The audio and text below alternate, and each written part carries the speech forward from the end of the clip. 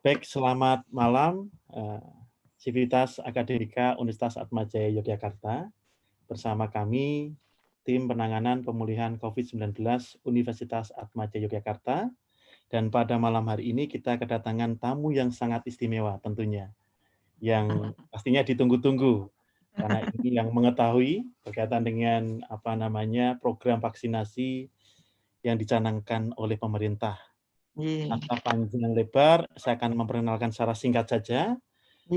Beliau tamu yang kita tunggu adalah Dr. Novita Krisnaini, MPH. Beliau selaku Kepala Bidang Pengendalian dan Pencegahan Penyakit Dinas Kesehatan Kabupaten Sleman. Selamat malam Ibu Dr. Novi. Selamat malam Bapak Ibu sekalian. Di acara kami pada malam hari ini yang kami beri tajuk sosialisasi vaksin COVID-19 bersama Dinkes Kabupaten Sleman, kebijakan dan tantangan bagi perguruan tinggi. Sebenarnya banyak sekali Bu, ada beberapa yang ingin kami tanyakan. Mungkin langsung saja ya Ibu Novi, karena kami harapkan Ibu memberikan banyak informasi kepada kami. Baik Ibu, yang pertama yang ingin kami tanyakan, jadi ini kami sudah menghimpun Ibu Novi pertanyaan dari beberapa sivitas kami, lalu kami sudah klasifikasi begitu ya dari beberapa begitu.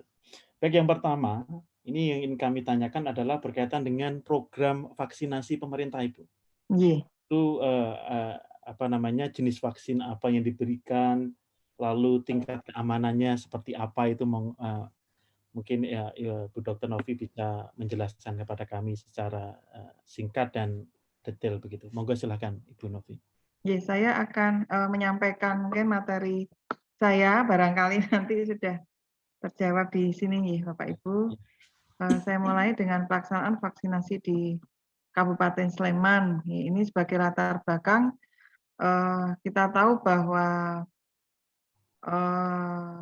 pandemi coronavirus ini sudah ditetapkan sebagai pandemi oleh pemerintah dan dinyatakan sebagai bencana non alam.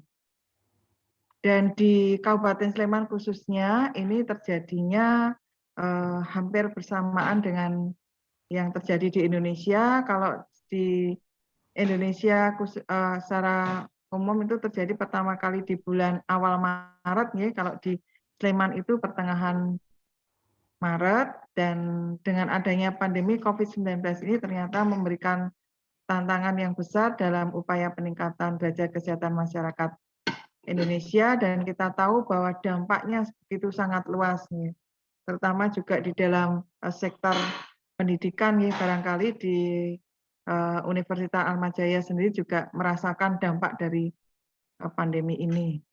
Nah, perlu segera dilakukan intervensi, tidak hanya dari sisi penerapan protokol kesehatan, namun juga diperlukan intervensi lain yang efektif untuk memutuskan rantai penularan penyakit melalui upaya pemberian imunisasi. Nah, sebetulnya pengendalian strategi kasus COVID-19 ini dengan 3M, 3T, dan vaksinasi.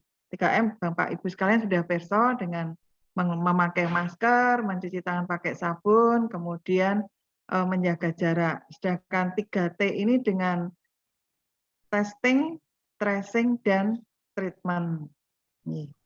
Kemudian yang terakhir dengan melaksanakan vaksinasi. Nah, ini seperti kami sampaikan tadi. Kemudian kita langsung ke tentang vaksinasi, yang seperti diinstruksikan oleh Bapak Presiden kita, tadi juga sudah disampaikan oleh Pak Engki bahwa sudah dicanangkan oleh Bapak Presiden, dan prinsipnya bahwa oleh Bapak Presiden dinyatakan bahwa pemberian vaksinasi COVID-19 diberikan secara gratis dan masyarakat tidak dikenakan biaya sama sekali. Itu yang terpenting. Dan yang terpenting lagi di poin ini, yang poin 5, meskipun nanti sudah dilakukan vaksinasi, tetap meminta masyarakat untuk terus menjalankan disiplin 3M. memakai masker, menjaga jarak, dan mencuci tangan.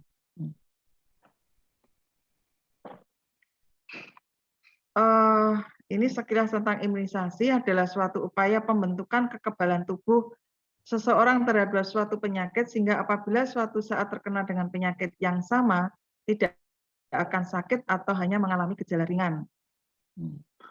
Kemudian vaksin sendiri adalah produk biologi yang berisi antigen yang bisa diberikan kepada seseorang akan menimbulkan kekebalan spesifik secara aktif terhadap penyakit tertentu. Nah, kenapa diberikan lebih dari satu kali untuk vaksin COVID-19 ini? Nah, kalau bisa kita gambarkan melalui grafik ini, Bapak Ibu, pada waktu pemberian hari 0 dosis vaksin pertama, itu tentu belum terbentuk imunitas. Nah, pada hari ke-7 setelah pemberian dosis pertama, itu baru terbentuk imunitas tubuh. Nah, kemudian itu akan lebih optimal lagi ketika hari ke-14 dosis vaksin kedua ini diberikan. Dan tetapi menurut kebijakan yang terbaru bahwa mungkin berdasarkan hasil penelitian juga bahwa nanti dosis kedua akan diberikan tidak pada hari ke-14 tetapi pada hari ke-28. Nah, setelah hari ke-28 itu harapannya vaksin antibodi di dalam tubuh betul-betul optimal untuk bisa diproduksi oleh tubuh. Tujuannya untuk membentuk kekebalan kelompok, menurunkan kesakitan dan kematian, kemudian melindungi dan memperkuat sistem kesehatan secara menyeluruh, dan yang terpenting juga adalah menjaga produktivitas dan meminimalkan dampak sosial dan ekonomi. Nah, ini Bapak Ibu nanti bisa membaca sendiri terkait dengan aspek legal pelaksanaan vaksinasi. Ini mulai dari Perpres nomor 19 tentang pengadaan vaksin pun sudah diatur oleh pemerintah, kemudian termasuk penetapan jenis vaksin untuk pelaksanaan vaksinasi ini juga sudah ditentukan oleh pemerintah, termasuk juga siapa saja yang akan mendapatkan vaksinasi ini juga diatur dengan suatu aturan dari pemerintah melalui Kemenkes nomor HK 0107 tahun 2020. Dan yang terakhir ini keputusan Dirjen P2P nomor HK 0202 tahun 2021 tentang petunjuk teknik pelaksanaan vaksinasi dalam rangka penanggulangan pandemi COVID-19. Nah, di dalam keputusan Dirjen P2P ini termasuk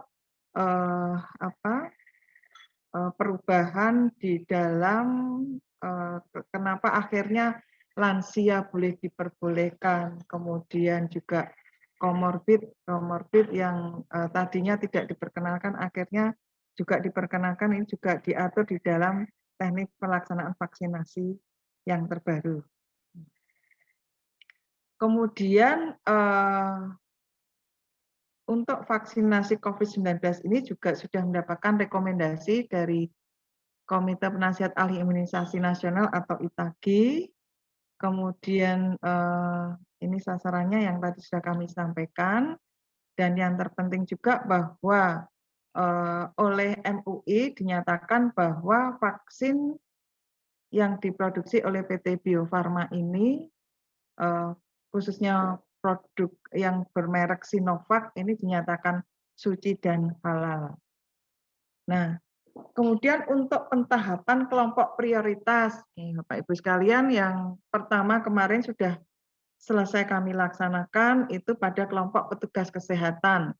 Kemudian yang kedua adalah petugas publik, di mana Bapak Ibu sekalian ini termasuk di dalam petugas publik. Kemudian lansia, dan nanti tahap ketiga itu untuk masyarakat yang rentan, dan yang terakhir nanti masyarakat lainnya. Nah, ini keputusan yang terbaru terkait dengan sasaran kelompok prioritas penerima vaksin 19. Seperti kami sampaikan tadi bahwa tahap 1 ini untuk tenaga kesehatan, asisten tenaga kesehatan, tenaga penunjang, serta mahasiswa yang sedang menjalani pendidikan profesi kedokteran yang bekerja pada fasilitas pelayanan kesehatan yang berusia 18 tahun ke atas. Kemudian tahap kedua ini pelaksanaannya minggu keempat Februari. Ini sasarannya adalah yang saya sampaikan tadi, petugas pelayanan publik yang berusia lebih dari 18 tahun. Ini termasuk TNI, polisi, Satpol PP, kepala daerah, lurah dan perangkat desa, kelurahan, anggota DPR, DPD, DPRD, pejabat negara, ASN, pegawai pemerintah dengan perjanjian kinerja, perjanjian kerja, pegawai BUMN, pegawai BUMD, petugas pelayanan publik yang lain juga, dan kelompok usia lanjut. Kemudian tahap ketiga, seperti kami sampaikan tadi, untuk kelompok masyarakat yang rentan, ini nanti insya Allah di bulan Mei sampai Juli, dan tahap keempat kurang lebih Agustus sampai Desember. Terkait dengan prinsip pelaksanaan vaksinasi COVID-19 ini, prinsipnya bahwa pemberian vaksin ini dilakukan oleh dokter dan perawat yang memiliki kompetensi, dan tadi kami juga sudah melakukan OJT, yaitu suatu pelatihan yang sederhana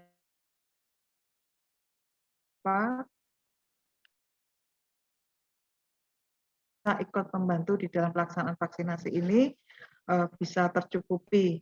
Nah, kami termasuk mengundang dari Atmajaya karena kami tahu bahwa di Atmajaya juga ada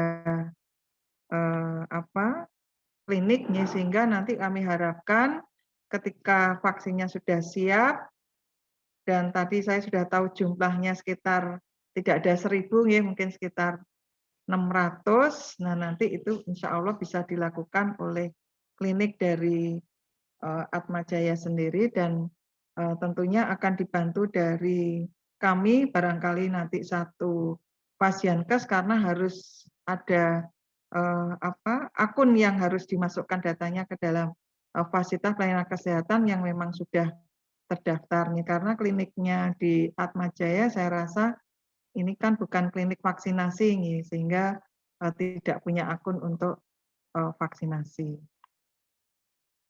Itu yang terkait dengan vaksinasi, Bapak Ibu, yang bisa kami sampaikan tadi. Kemudian sebetulnya saya mau menjelaskan tentang di sini ya, Mas.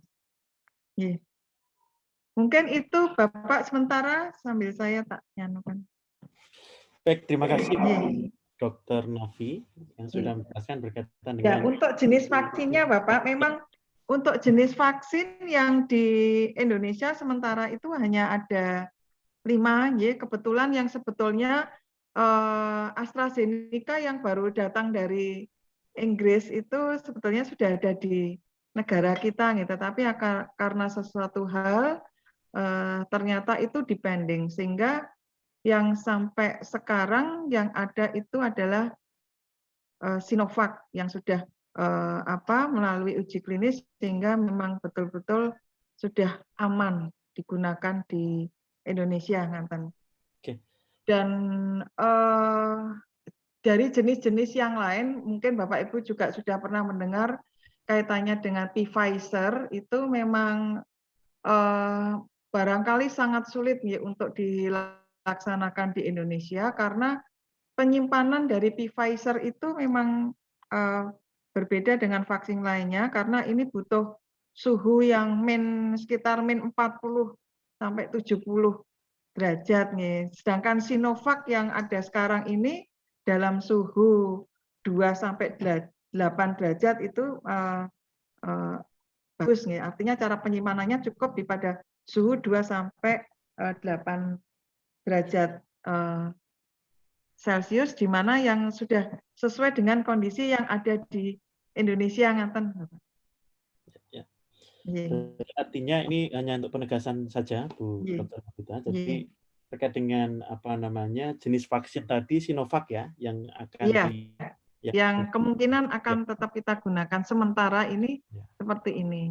Terus dari segi tingkat keamanan, mungkin kalau di dalam bahasa pemerintah itu kan disebutkan kejadian ikutan pasca imunisasi Iya. itu untuk saat ini puji Tuhan tidak ada ya, Dr. Novita ya. Iya, tetap ada Bapak. Ya. Jadi pengalaman kemarin kami waktu di SCH dengan 4.000 sasaran itu sehari 4.000 sasaran itu paling kipinya pada saat itu loh Bapak nggih. Pada saat itu paling hanya 10. Sehari itu rata-rata hanya 3 yang kipinya memang membutuhkan penanganan. Tapi perlu Bapak Ibu ketahui bahwa KIPI itu kejadian ikutan pasca imunisasi. Itu yang reaksinya bisa lokal, bisa sistemik atau reaksi yang lainnya. Yang lokal mungkin Bapak Ibu perso itu seperti gatal-gatal atau bengkak di lokasi suntikan, kemudian nyeri, tetapi yang sistemik itu bisa demam, kemudian keju-keju, lemas, mual, muntah, seperti itu. Atau yang agak fatal ya bisa menimbulkan kejadian shock anafilaksik. Nah, kenapa pada waktu pemberian imunisasi setelah divaksin COVID-19 ini Bapak Ibu sekalian nanti tidak diperbolehkan langsung pulang, tapi harus menunggu 30 menit. Nih. Kemudian sebetulnya kejadian ikutan pasca imunisasi ini tidak hanya dalam waktu 30 menit itu, tetapi dalam waktu 28 hari KIPI itu masih mungkin terjadi. Sehingga memang masih perlu dalam pengawasan ya Bapak Ibu sekalian setelah divaksinasi, kemudian monggo ketika ada keluhan segera saja dilaporkan ke fasilitas pelayanan kesehatan yang memberikan vaksinasi. Ngaten nggih Bapak? Ya, baik Dokter. Ini menyambung saja ya, Dok ya. Jadi tadi kan ada beberapa kejadian ikutan pasca imunisasi. Berarti yang perlu ditekankan begini, Dok. Kan kita sudah banyak ya membaca begitu berkaitan dengan persyaratan penerimaan vaksin begitu ya atau persyaratan penerima vaksin. Ini ada beberapa pertanyaan yang mungkin perlu penjelasan lebih detail dari Dokter Novi itu, misal berkaitan dengan yang komorbid begitu satu. Lalu yang kedua, bagi yang sudah pernah terpapar COVID-19, lalu bagaimana dengan ibu menyusui, lalu di sini juga ada misalnya sebagai survivor kanker otak begitu ya, Dok ya selama setahun terakhir itu. Kira-kira bisa diberikan informasi secara detail begitu Dok berkaitan dengan syarat menerima vaksin itu. Oh iya, baik terima kasih. Untuk syarat penerima vaksin intinya bahwa seseorang atau sasaran ini ketika akan mendapatkan vaksinasi harus dalam kondisi sehat. Sama dengan balita-balita kita ketika akan mendapatkan imunisasi harus dalam kondisi sehat. Sehingga memang ada beberapa persyaratan yang nantinya di dalam screening di meja 2 itu akan ditanyakan. Nah, salah satunya adalah apakah sasaran pernah menderita COVID-19. Nah, itu memang sesuai dengan hasil penelitian ketika seseorang pernah terkena COVID-19 itu dalam kurun waktu 3 bulan itu setelah kena kemudian akan terbentuk antibodi di dalam tubuhnya. Nah, selama 3 bulan itu antibodinya itu stabil di dalam tubuh, tapi setelah itu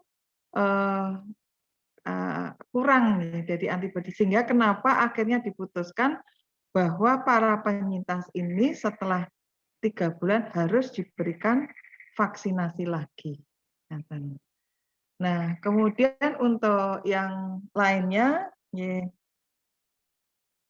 salah satunya juga adalah ibu hamil itu tidak diperkenankan, dan sebaliknya sekarang kalau dulu ibu menyusui itu tidak boleh, sekarang ibu menyusui itu diperbolehkan.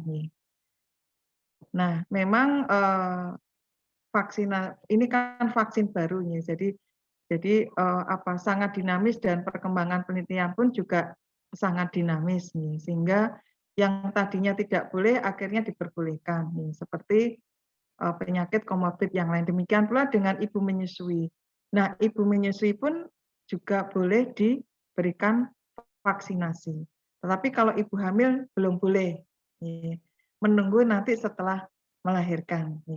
Mungkin kalau lebih jelasnya, Pak Hengki, saya akan tampilkan untuk nanti yang akan ditanyakan di meja kedua, kalau diperkenankan. Silahkan Bu Dr. Novita. Karena ini ada beberapa pertanyaan juga Bu, bagi misalnya ada yang penyintas hipertensi, terus setelah mengalami gangguan jantung dan dipasang ring, ya itu sangat. Nah, ya nanti itu akan ada di sini ya Bapak. Silahkan. Ya. Jadi di pelaksanaan vaksinasi nanti Bapak Ibu akan melalui 4 meja. 4 kedengaran ya Bapak? Masih di unmute? Dengar. Oh, dengar nih. Ya, siap. Jadi ada 4 meja. Meja pertama itu untuk registrasi, meja kedua itu untuk screening. Kemudian meja ketiga untuk pelaksanaan vaksinnya, dan meja keempat ini untuk pencatatan pelaporan sekaligus untuk observasi selama 30 menit. Nah, di meja 2 ini Bapak Ibu sekalian akan mendapatkan pemeriksaan fisik yang sederhana, yaitu suhu dan tekanan darah. Untuk suhu tidak boleh lebih dari 37,5. Kalau lebih dari 37,5, maka vaksin harus ditunda sampai sasaran sembuh. Kemudian untuk tekanan darah, jika tekanan darahnya lebih dari 180 per 110 mm Hg, maka pengukuran darahnya ini, tekanan darahnya akan diulang setelah 5-10 menit. Jadi biasanya sasaran disuruh menunggu sebentar, kemudian akan diulang. Tetapi kalau pada pengulangannya itu masih tetap tinggi, lebih dari 180 per 110, maka vaksinnya harus ditunda sampai terkontrol. Nah, kemudian pertanyaan-pertanyaannya tadi, yang pertama adalah, apakah ada kontak dengan orang yang sedang dalam pemeriksaan atau terkonfirmasi atau sedang dalam perawatan karena penyakit COVID-19 dalam waktu 14 hari terakhir. Nah, ini penting sekali ya Bapak Ibu, makanya Bapak Ibu sekalian harus jujur, tidak usah ditutup-tutupi. Nah, jika jawabannya adalah ya, maka pertanyaannya ke nomor 2 ini, jika pertanyaan nomor 1 jawabannya iya, ada kontak dengan orang yang sedang dalam pemeriksaan, terkonfirm atau sedang dalam perawatan karena COVID, maka kita tanyakan apakah mengalami gejala demam, batuk pilek, sesak nafas dalam 7 hari terakhir. Maka jika Bapak Ibu mengalami seperti ini, vaksinasi harus ditunda sampai 14 hari setelah gejala muncul. Kemudian pertanyaan selanjutnya, apakah Anda pernah terkonfirmasi penderita COVID-19? Ya. Jika iya, vaksinasi ditunda sampai 3 bulan sejak dinyatakan sembuh. Nah, yang diingat-ingat sejak dinyatakan sembuh, bukan sejak dinyatakan positif. Jadi kalau seseorang contohnya OTG, kemudian dia diisolasi selama 14 hari, nah setelah isolasi 14 hari itu yang dinyatakan sembuh, sehingga dihitung 3 bulan setelah dia dinyatakan sembuh, baru boleh divaksin. Dan vaksinnya ini haknya sama dengan yang lain 2 kali, dengan interval 28 minggu. Kemudian pertanyaan selanjutnya, apakah Anda sedang hamil? Jika sedang hamil, vaksinnya ditunda sampai melahirkan. Kemudian, apakah Anda sedang menyusui? Ibu menyusui boleh divaksin. Nah, untuk pertanyaan vaksin yang selanjutnya adalah pada waktu vaksin pertama, apakah Anda memiliki riwayat alergi berat seperti sesak nafas, bengkak, dan urtikaria? Urtikaria itu gatal-gatal, bintik-bintik merah itu seluruh badan, atau reaksi berat lainnya karena vaksin? Jika iya, maka vaksinasi harus diberikan di rumah sakit, tidak boleh ikut vaksin massal. Nah, untuk dosis kedua, ada pertanyaan, apakah Anda memiliki riwayat alergi berat atau mengalami gejala sesak nafas, bengkak, dan urtikaria seluruh badan setelah divaksinasi COVID-19 sebelumnya? Artinya ketika setelah mendapatkan dosis pertama, kok ada riwayat alergi berat, maka tidak boleh diberikan lagi vaksinasi yang kedua. Ini tadi kami sampaikan bahwa yang KIPI tadi, KIPI-nya itu bisa sesaat selama 30 menit itu bisa kita amati selama 28 hari. Kalau ini terjadi, maka untuk dosis berikutnya tidak boleh diberikan. Yang di poin nomor 7 ini, jadi sekaligus menjawab pertanyaan tadi, untuk apakah Anda mengidap penyakit kronik, intinya begini Bapak Ibu sekalian, ketika Bapak Ibu sekalian mengidap atau mempunyai penyakit kronik seperti penyakit paru PPOK dan asma, penyakit jantung, gangguan ginjal ataupun penyakit liver atau penyakit hati yang dalam kondisi akut atau yang belum terkendali, ini sebaiknya ditunda atau kami mohonkan untuk bisa berkonsultasi dengan dokter yang merawatnya, sehingga untuk mendapatkan rekomendasi apakah saya boleh divaksin atau tidak.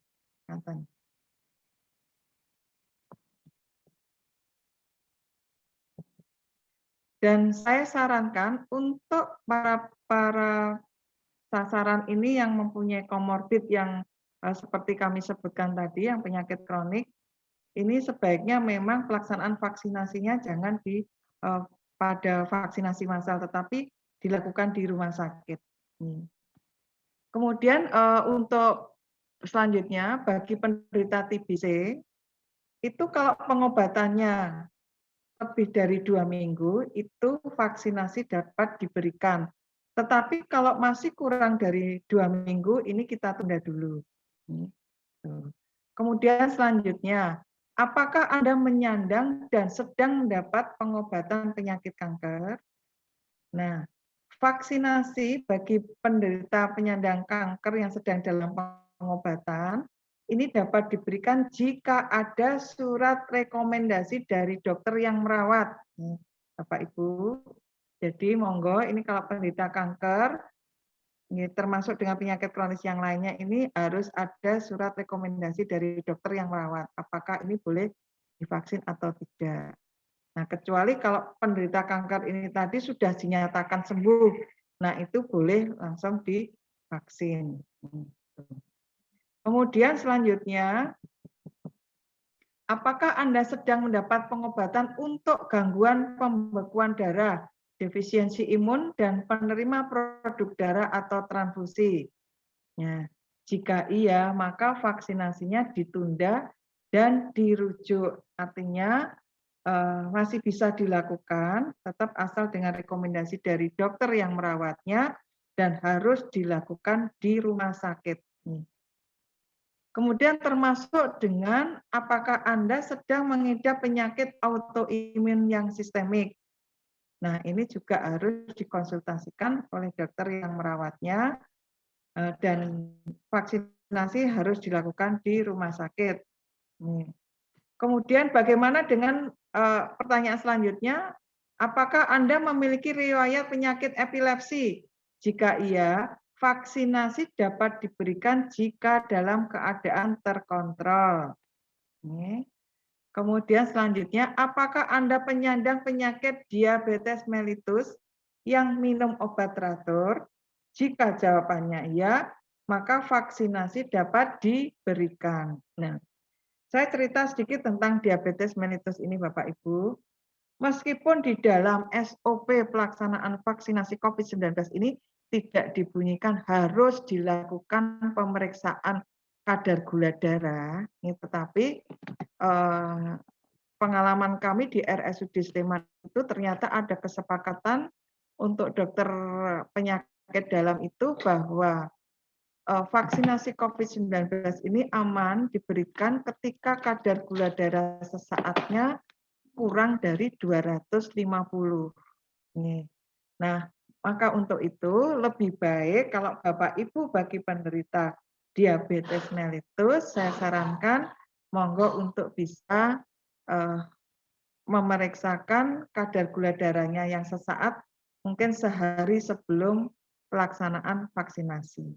Nah, jika lebih dari 250, nah ini sebaiknya memang ditunda dulu. Nanti sampai normal, Bapak Ibu sekalian bisa tindak ke rumah sakit untuk mendapatkan vaksinasi. Kemudian, apakah Anda orang dengan HIV yang meminum obat teratur? Jika iya, vaksinasi dapat diberikan. Tetapi kalau minum obatnya tidak teratur, maka tidak boleh. Kemudian, apakah Anda mendapatkan vaksinasi lain selain vaksin COVID-19 kurang dari 1 bulan terakhir? Jika iya, maka vaksinasi ditunda sampai 1 bulan setelah vaksinasi sebelumnya. Nah, ini termasuk barangkali Bapak Ibu tadi juga ada yang sempat menanyakan ketika nyun sewu ada seseorang sasaran ketika sudah mendapatkan vaksinasi yang pertama, jelalahnya dia mendapatkan kecelakaan yang memang harus dilakukan suntik anti tetanus. Nah, itu tetap karena anti tetanus itu juga sangat diperlukan sehingga meskipun kita tidak melihat itu berapa hari dari vaksin pertama, maka anti tetanus tetap bisa diberikan. Kemudian untuk dosis keduanya, nah ini kita menunggu 1 bulan setelah pemberian vaksinasi atau vaksin ATS tadi. Kemudian pertanyaan, nah khusus untuk lansia, Bapak Ibu, ini ada beberapa pertanyaan lagi tambahan khusus untuk lansia, di mana di antara 5 pertanyaan ini, jika terdapat 3 atau lebih jawaban ya, maka vaksin tidak dapat diberikan. Ya, pertanyaannya untuk para lansia ini, yang pertama adalah apakah Anda mengalami kesulitan untuk naik 10 anak tangga? Kemudian apakah Anda sering merasa kelelahan? Kemudian, apakah Anda memiliki paling sedikit 5 dari 11 penyakit? Apakah itu hipertensi, diabetes, kanker, penyakit paru kronis, serangan jantung, gagal jantung, kongestif, nyeri dada, asma, nyeri sendi, stroke, dan penyakit ginjal? Kemudian, apakah Anda mengalami kesulitan berjalan kira-kira 100 sampai 200 meter? Dan yang terakhir, apakah Anda mengalami penurunan berat badan yang bermakna dalam setahun terakhir. Nah, sekali lagi jika terdapat 3 atau lebih jawabannya, maka vaksin pada lansia tidak dapat diberikan. Nathan, Bapak yang bisa kami jawab terkait dengan pertanyaan tadi. Artinya, semisal ada kondisi begini, Dok. Artinya dalam waktu dekat akan melakukan tindakan operasi begitu, apakah aman kalau mau divaksin? Kan ya Pak, artinya berarti bahwa beliau ini menderita penyakit jantung. Ya, misalnya mau melakukan operasi miom misalnya. Ya. Itu kalau mau, ya. Berarti kan dia masih menderita. Kalau miom itu kan bukan kanker ya? Ya. Itu saya pikir enggak apa-apa kan. Tidak masalah ya. Jadi prinsipnya tadi bagi yang punya comorbid tadi yang sudah disampaikan, nanti kami izin untuk minta slide-nya itu ya, Dok ya. Itu prinsipnya perlu ada rekomendasi dari dokter ya. Iya, itu lebih aman dan Bapak Ibu yang mempunyai komorbid tersebut ketika akan divaksin juga menjadi lebih tenang katanya. Ya. Yang nyontek pun juga tenang loh.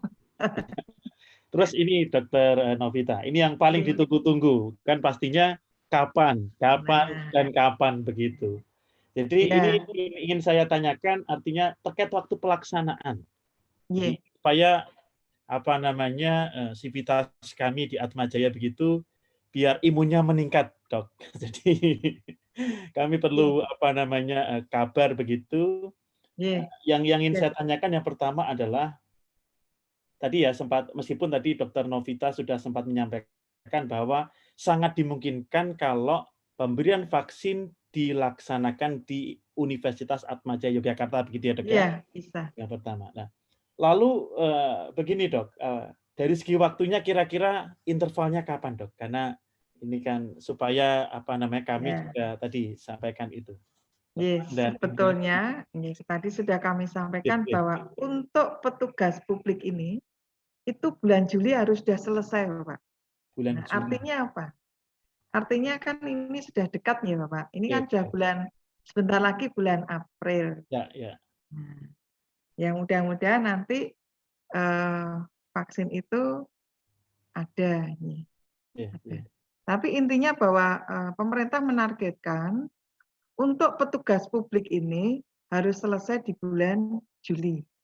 Artinya ya sabar saja ya, masih ada kurun waktu sedikit lagi. Insya Allah Bapak Ibu sekalian akan mendapat giliran untuk mendapatkan vaksin tersebut. Dan ini kami juga sangat berharap ada kerjasama dengan Dinas Kesehatan begitu, Dok, Kabupaten Sleman. Nanti kita juga bisa selenggarakan secara mandiri ya, Dok ya, di Atmajaya begitu. Kalau tadi sempat saya tanyakan berapa jumlah kira-kira yang akan divaksin di Universitas Atmajaya ini ya, kalau sekitar 600 yaitu mestinya dilakukan secara mandiri. Artinya tidak usah, artinya masalnya itu ya masal di Atmajaya sendiri. Dan kalau segitu banyaknya ya tidak mungkin lah kalau kita akan menyebar ke beberapa rumah sakit, saya pikir malah kurang efektif nantinya. Kemungkinan akan kita laksanakan di Atmajaya dan dengan mungkin kalau sekitar 600 orang itu kalau ya paling tiga tim nanti, Pak. Satu tim dari universitas yang kami sudah OJT tadi, mungkin 2 nanti akan kami carikan dari fasilitas pelayanan kesehatan yang lain. Dari puskesmas maupun atau dari rumah sakit. Begitu, Bapak. Dan ini perlu kami informasikan juga pada Ibu Bapak sekalian bahwa dari perwakilan dari klinik Atmajaya juga sudah melakukan mengikuti pelatihan ya, Dok ya tadi ya. Semoga ini juga bisa segera terrealisasikan. Lalu begini, Dok, kan pastinya terkait berbicara waktu ya. Katakanlah misalnya vaksin mandiri sudah dilaksanakan, namun ada yang tidak bisa tadi, Dok. Itu bagaimana, Dok? Artinya untuk prosedurnya gitu. Nanti secara teknis oleh petugas, ya Bapak Ibu, ketika Bapak Ibu dinyatakan tunda, jadi ada 2 yang tidak bisa divaksin hari itu tunda atau gagal. Kalau gagal artinya sampai kapanpun Bapak Ibu tidak boleh divaksin. Kemudian kalau tunda itu masih ada harapan untuk bisa divaksin ketika kondisinya menjadi baik atau memenuhi persyaratan. Nah, secara teknik nanti kami harapkan memang petugas mudah-mudahan sudah tahu dan tidak salah ngeklik. Karena kalau sudah keklik tunda itu maka harus menunggu undangan berikutnya yang kita tidak tahu. Bisa seminggu, bisa 1 bulan. Makanya nanti kalau petugasnya tidak sampai mengeklik tunda, artinya Bapak Ibu ketika kapanpun kondisinya bagus, bisa datang ke rumah sakit yang kita tunjuk untuk bisa dilakukan vaksinasi. Jadi tidak usah khawatir. Jadi Bapak Ibu ketika dinyatakan tunda, itu masih ada kesempatan karena tiket sudah kepegang, hanya saja waktunya yang belum karena kondisi tubuh ya. Nah, itu nanti akan kita berikan di rumah sakit karena sudah tidak mungkin lagi dilakukan di massal. Dan massal ini kan tetap pemberian vaksinasi dilakukan 2 kali. Bukan berarti nanti saya mau ikut di massal yang kedua atau pemberian dosis yang kedua. Tapi untuk yang pertama itu tidak diperbolehkan. Jadi yang vaksin dosis kedua itu ya untuk pemberian kelanjutan dari dosis yang pertama. Dan yang terpenting bagi yang mempunyai komorbid sebaiknya kami sarankan untuk di rumah sakit. Ngaten nggih Bapak. Terus ini Dok, terkait dengan apakah bisa pindah vaskes Dok? Semisal katakanlah dia sudah daftar melalui Dinkes Sleman, lalu sudah milih misalnya di salah satu fasilitas kesehatan, kebetulan dia baru di luar kota begitu, di luar Jogja begitu, apakah juga bisa Dok? Gitu? Jadi begini Bapak, ya sebaiknya ketika Bapak Ibu sudah memilih, itu ya vaksinnya di tempat Bapak Ibu yang dipilih. Tetapi ada kalanya seperti kegiatan massal, itu kan akhirnya Bapak Ibu memilih dimanapun, kan akhirnya kita laksanakan di Atma Jaya, contohnya seperti itu. Meskipun kemarin Bapak Ibu sudah daftar, misalkan memilih rumah sakitnya JIH, atau mungkin di puskesmas yang dekat Depok 3, seperti itu. Nah, kalau ini nanti pelaksanaannya ada di Atma Jaya, maka pemilihan vaksinasi itu diabaikan. Gitu. Dan kalau mau pindah Fasiankes, saya pikir itu masih bisa asal ini yang dosis pertama. Gitu. Bukan saya hari ini pengennya di puskesmas, besok dosis kedua saya mau ke rumah sakit saja. Itu sebaiknya tidak dilakukan. Meskipun itu sebetulnya bisa, hanya itu akan mempersulit administrasi, Pak. Baik, terima kasih Dr. Novita ya. Artinya terkait dengan apa namanya vaskes atau Fasiankes tadi, berarti disesuaikan dengan pilihan. Tapi kalaupun mau pindah tidak ada masalah. Namun untuk vaksinasi pertama dan kedua harus sama begitu ya Dok ya? Iya. Ya. Saya rasa itu Dok namanya beberapa sebenarnya kita mau ngangsu kawruh ya banyak sekali kan. Tapi ini sudah cukup bagi kami berkaitan dengan ini. Tapi yang jelas tadi kami sudah mendengar juga informasi bahwa Atma Jaya juga bisa menyelenggarakan secara mandiri. Itu yang kami sangat menunggu dan sangat senang. Dan pastinya kami informasikan kepada seluruh sivitas akademika Universitas Atma Jaya Yogyakarta. Kita mohon tetap bersabar begitu sambil menunggu distribusi vaksin itu diberikan atau sampai di Dinas Kesehatan Kabupaten Sleman begitu. Ini sangat dimungkinkan untuk itu. Mungkin ada yang mau disampaikan Dr. Novita, artinya sembari ini sitas kami menunggu vaksin itu. Lalu ini Dok sedikit aja.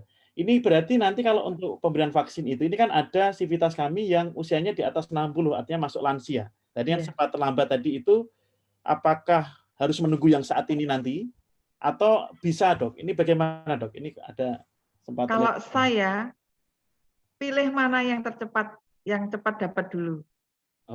Silakan daftar lansianya, syukur kalau dipanggil duluan, ya milih yang lansianya dulu. Ya, siap. Oke.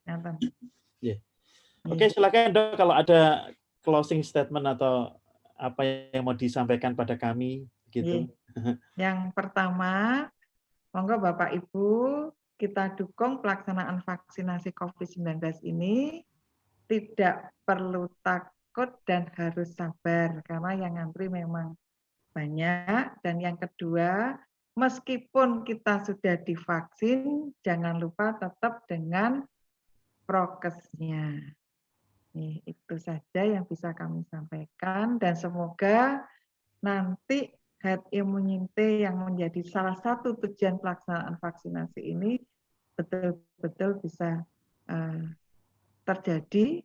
Mudah-mudahan paling tidak sampai setahun ini bisa terlaksana dan kita menjadi bisa terlindungi, Bapak Ibu sekalian. Dan mohon juga diinfokan, Dok, artinya tetap taati protokol kesehatan gitu. Iya, Vaksin iya. itu tidak lalu menegasikan Iya. corona untuk masuk begitu ya, Dok. Gitu. Jadi Bapak Ibu di penghujung acara perlu kami sampaikan bahwa ketika Bapak Ibu sudah mendapatkan vaksin bukan berarti terus menjadi kebal. Wah, saya terus mau buka masker saja kalau ngajar. Barangkali seperti itu, ya. Atau yuk kita kumpul-kumpul tanpa menjaga jarak, seperti itu tidak. Artinya bahwa ketika kita sudah divaksin, seperti di gambar grafik yang saya sampaikan tadi, atau Bapak Ibu sudah pernah mendengar ketika seseorang sudah mendapatkan vaksin, loh kok masih kena COVID. Artinya kita tidak menjadi 100% kebal, tetapi ini ikut menjaga kita ketika kita tertular itu sakitnya tidak menjadi berat, dan yang terlebih kita juga bisa melindungi yang lainnya dengan adanya herd immunity tadi.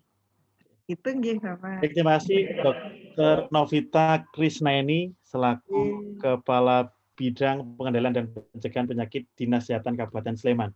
Di penghujung acara ini perkenankan kami, Dok, nanti mungkin Dr. Novita juga bisa ikut menyampaikan, kita ada hashtag-nya, Dok, bahwa UAJY terus bergerak. Monggo silakan bagi teman-teman tim begitu dan Ibu Vela, kita bisa sambil mengatakan di penghujung acara ini untuk mengatakan UAJY terus bergerak begitu. Silakan. Jadi monggo silakan Bu Ika, ya dan sebagainya teman-teman sekalian. Ya. Dipimpin Pak Hengki. Mohon izin gitu ya. Monggo Pak Hengki. Kita mengatakan Universitas Atmajaya Yogyakarta, kita akan mengatakan terus bergerak gitu ya. Sambil sangat lantang sekali. Oke, saya mulai. 1, 2, 3. Universitas Atmajaya Yogyakarta terus bergerak. Terima kasih. Selamat malam, Dr. Novita. Sami-sami. Dr. Novita.